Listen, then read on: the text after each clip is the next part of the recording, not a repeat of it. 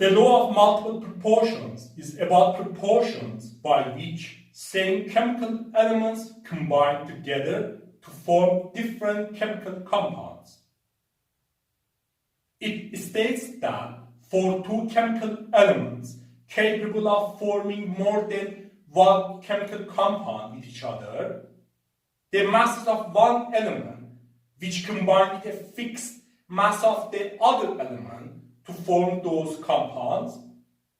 will have ratios of small whole numbers. By ratios of small whole numbers, we mean ratios such as 2 to 1, 3 to 1, 3 to 2, 4 to 3, 5 to 3, and so on. In other words, based on the law of multiple proportions, for two chemical elements A and B, jointly present in chemical compounds C and D, and maybe more, the ratio of the mass of element A in a sample of compound C to the mass of element A in a sample of compound D will be a ratio of small whole numbers when considered samples of compounds C and D both contain a same mass of the second element B. For example, two elements, tin and oxygen, can together form both compounds tin 2 oxide SNO and tin 4 oxide SNO2, where the ratio between masses of tin that combine with a fixed mass of oxygen or the ratio between masses of oxygen that combine with a fixed mass of tin to form these compounds are ratios of small whole numbers equal to 2 to 1 and 1 to 2. For instance, any sample of tin 2 oxide SNO contains 7.42 grams tin per 1 gram oxygen, while any sample of tin 4 oxide SNO2 contains 3.71 grams tin per 1 gram oxygen, where the ratio between 7.42 grams and 3.71 grams for tin as masses of tin that combine with a fixed mass of oxygen, here 1 gram oxygen, is equal to 2 to 1 or 1 to 2. Anyway, a ratio of small whole numbers. As another example, chlorine and oxygen can together form compounds Cl2O, Cl2O3, Cl2O5, and Cl2O7, besides other compounds like these with a general formula of ClXOY, where the masses of oxygen that combine with a fixed mass of chlorine to form respectively Cl2O, Cl2O3, Cl2O5, and Cl2O7 have the ratio of 1 to 3 to 5 to 7, equivalent with ratios 3 to 1, 5 to 1, 7 to 3, 5 to 3, and so on, all ratios of small whole numbers.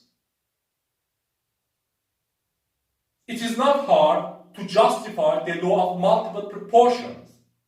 with no change in isotopic abundances from sample to sample. Ratio between masses of an element in any two samples is equal to the ratio between numbers of atoms of that element in those samples. On the other hand, as it can also be seen in above examples, in many compounds, ratios between numbers of atoms of different elements are ratios of small whole numbers, such as 2 to 7 or 7 to 2 in the case of Cl2O7. Therefore, for the law of multiple proportions, the ratio between masses of an element that combined with a fixed mass of the other element is equal to the ratio between numbers of atoms of that element that combined with a fixed number of atoms of the other element, which will be a ratio of small whole numbers. As we can see, the law of multiple proportions can easily be justified by considering equivalency of ratio of masses and ratio of numbers of atoms for an element, or in fact by using atomic theory. Interestingly, the law of multiple proportions in early 19th century was proposed by John Dalton,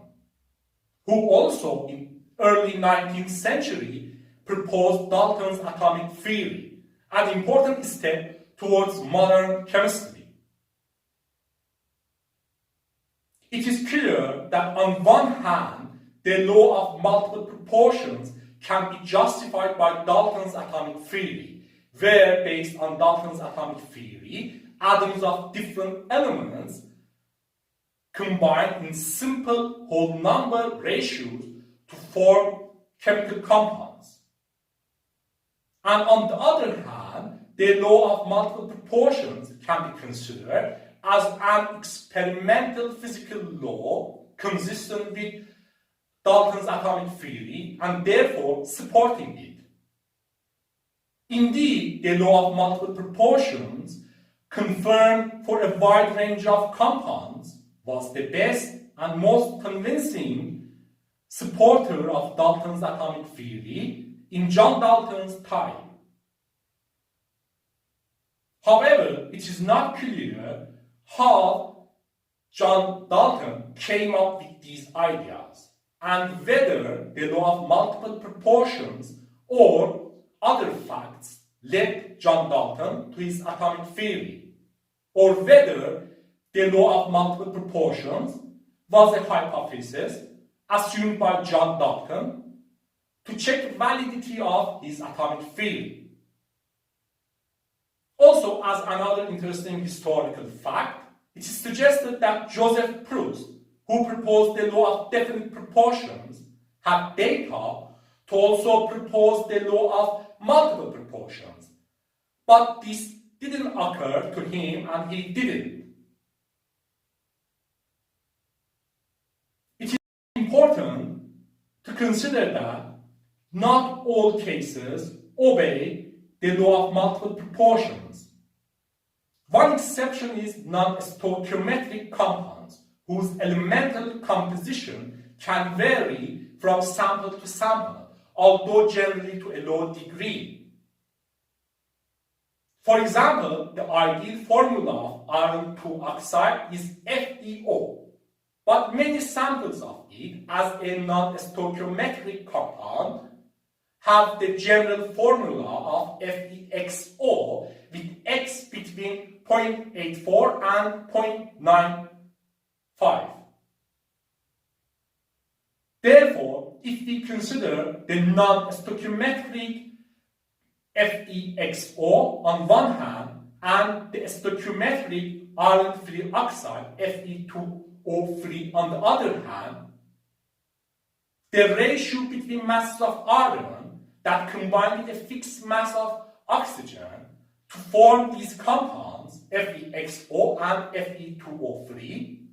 will not be a ratio of small whole numbers equal to 3 to 2, but a variable ratio between 1.26 and 1.42.